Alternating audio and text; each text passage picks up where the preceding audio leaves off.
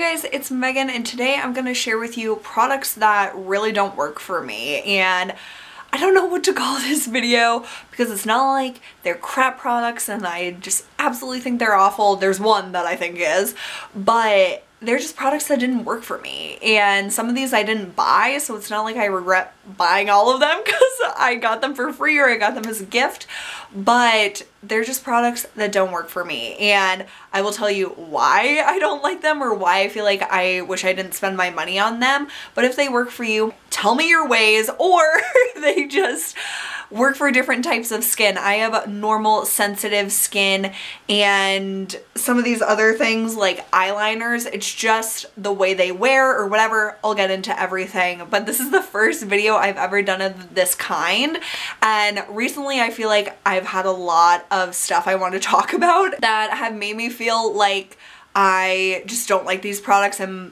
pretty much like 80% of them I'm passing on, but there are some that I just kind of think are okay, but I never would repurchase again. So we'll just jump into the makeup. So there are a lot of skincare, but there are some makeup things. So the first one, and you guys just need to tell me how to use this product because I cannot figure out the J1 Jelly Pack. This is a K-Beauty product that I purchased last summer, and it gets amazing reviews on Glow Recipe, but this is the weirdest thing ever. It's like a primer, supposedly, and I love the packaging. It looks so cool, but you squeeze it out and it's like a thick gel, and you're supposed to spread it. It's so sticky. You're supposed to spread it, I think, and then apply your foundation to it. And this is the weirdest product to work with because you have to spread it really quickly. It sets pretty fast, and it is so sticky once it sets that I feel like I can't blend my foundation on it because it just gets like streaky. It like sticks to the primer and I can't like blend it. So I just don't get this product. I've used it probably a handful of times, and every time I'm like, what am I doing? Like, this just doesn't work for me. And I understand why it would make your makeup last longer because it is that really sticky substance, but to me it's just too hard to work with to ever make it worth it. So if you have tips on this, please tell me. I've applied it with my hands. I've applied it with a sponge. I don't think I've tried a brush, but it's just the weirdest product. Then a product that I've talked about before is the Dior Dream Skin Perfect Skin Cushion, and I only have the box and the refill because I either threw out the compact or I passed it on. I don't remember. I got this when I did a emceeing thing at a Lord & Taylor event, and they gave me a gift card for like doing the emceeing. So I bought some stuff that I was really curious about, and this was like 80 bucks for the compact, a cushion, and then a backup cushion. So you get two cushions, which is nice, but $80 is like absurd for this. It's literally just a cushion foundation, but it gives like no coverage. It gives this really pretty glow to your skin, but every time after I wore it, my skin always broke out. So there's a lot of fragrance in this product, and I think that that is what mostly irritated my skin, but I just never felt like this was worth $80 to me. I didn't see any like skincare benefits because it does have the Dream Skin serum in it, which I think is really great if you love that product already, but I personally didn't see any changes in my skin when I used this, and like I said, I always got breakouts after using this product. So I still have this backup to pass on to someone, but it's not anything I would recommend, especially for the price. Then I have the IT Cosmetics Celebration Foundation, and mine is like broken, and I've used some. I try to use this every so often, and I always want to try to use it up, but I just don't like this. I don't know if I don't like powder foundations. I've never really tried that many, but this just doesn't do anything for me. I feel like it's not a good color for me. First of all, it's in fair, but I feel like it's very, very, very yellow. So if I just lightly set my foundation, it like changes the undertone of my skin. And I don't know, there's just something with this that it just sits on my skin. It doesn't like melt into my skin, and maybe just because I don't like powder, that's why I don't like this. But maybe the Celebration Foundation Illumination, which why is there so many shins in that name?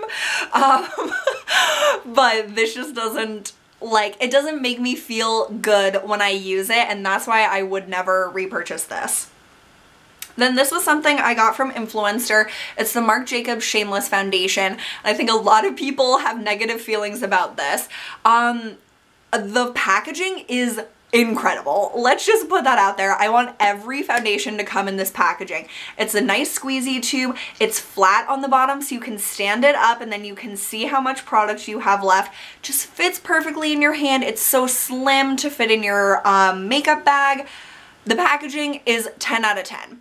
The product is just not that good. Like there's nothing disgusting about it to me, but it's not good. Like, it doesn't last very well on my skin. I wore it in a first impressions for like 5 or 6 hours, and it really like broke up, especially around my T-zone where I only get slightly oily. I don't have very oily skin. So that was pretty surprising to me that it really wore in those areas, even though I was just like sitting around the house not doing anything. And then on my drier areas, it didn't sit very well on my skin. So I don't know what type of skin you would need for this, but I have pretty normal skin and this doesn't really work for me.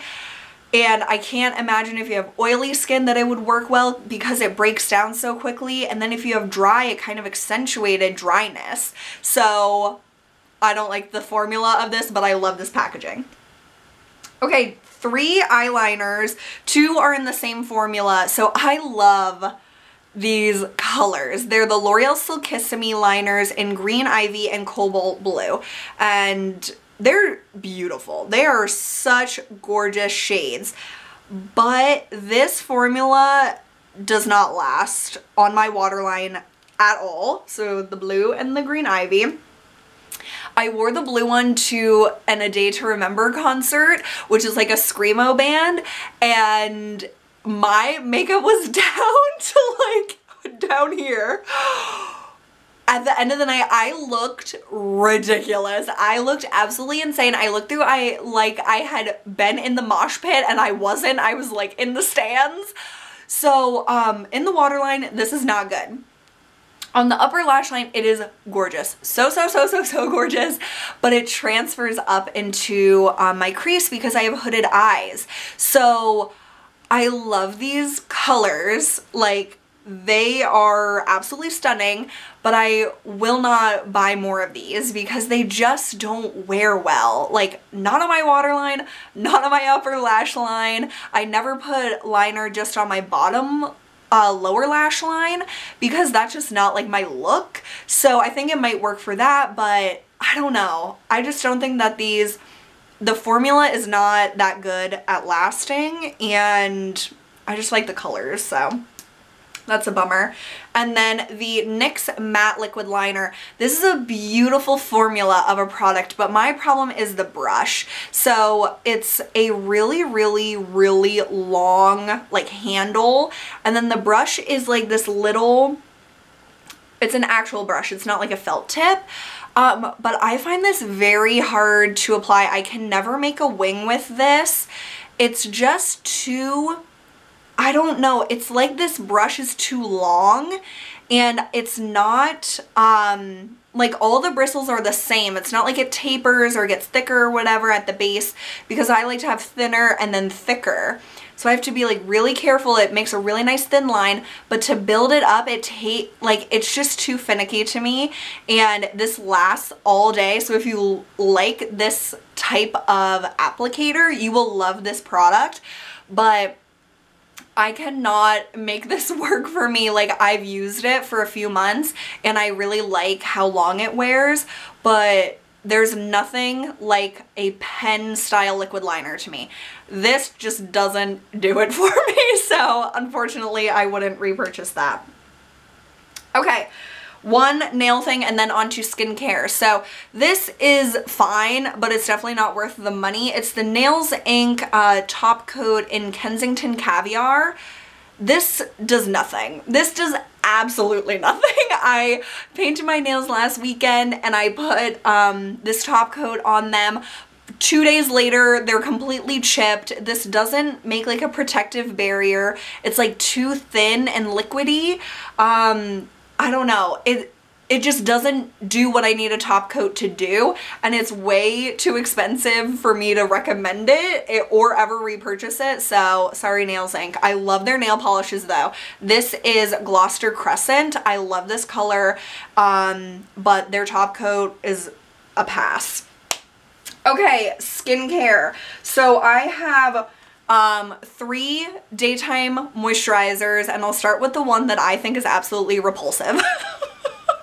I ranted on my Instagram stories about this and showed you guys how my makeup was literally flaking off of my skin with this. So it's the Pharmacy Rise and Shine Daily Moisture Lock, and this is just a small size I got in a deluxe sample somewhere along the way, and I wanted to try to use this up. What is gross to me about this product, and I hope that it'll do it if I put it on my hand, is that it balls up on itself as you blend it. So as you put it on your skin, it's like nice, it's so smooth and creamy feeling. It feels amazing when you first put it on your skin. So I'll just spread it on and then talk to you before I touch it again. So I spread it all over my face. It felt so good. It didn't feel like moisturizing, but it felt like it would make a nice canvas for my makeup. And so I first would say if you have dry skin, I wouldn't recommend this product because I don't think it's really for dry skin.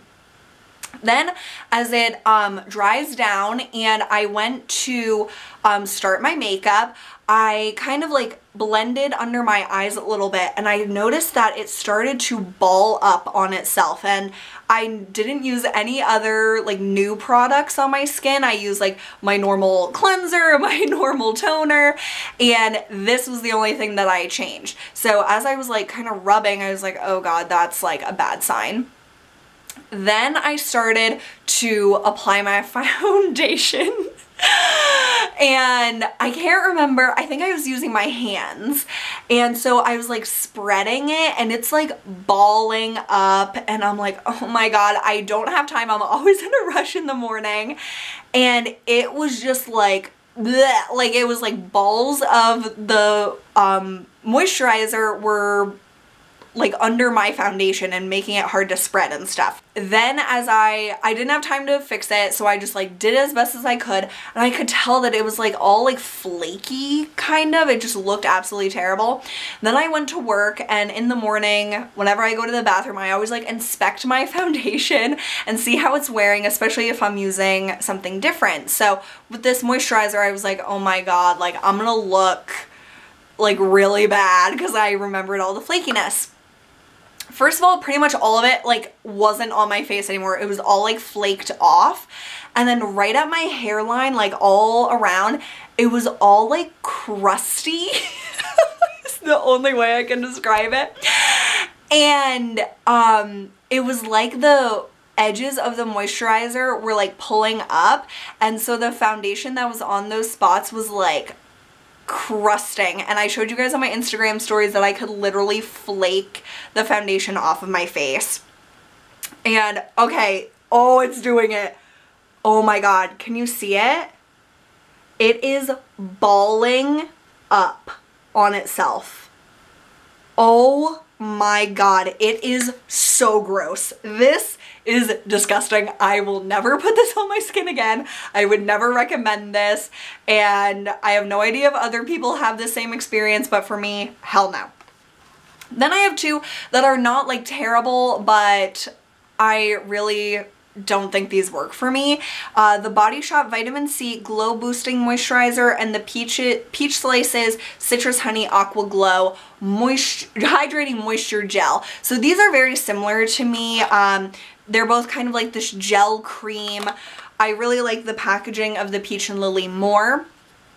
But neither of these give me hydration. Like, they're very, very, very light on the skin, which they might work for me in the summer, but I still like more of a hydrated feel than these give me. It's more just like a thin, like, coating on the skin. It's not really like it's moisturizing. So I am at least gonna pass on this Glow Body Shop one, but I might try this in the summer just to see how it goes. But these just aren't hydrating enough, so it's almost pointless to use them to me.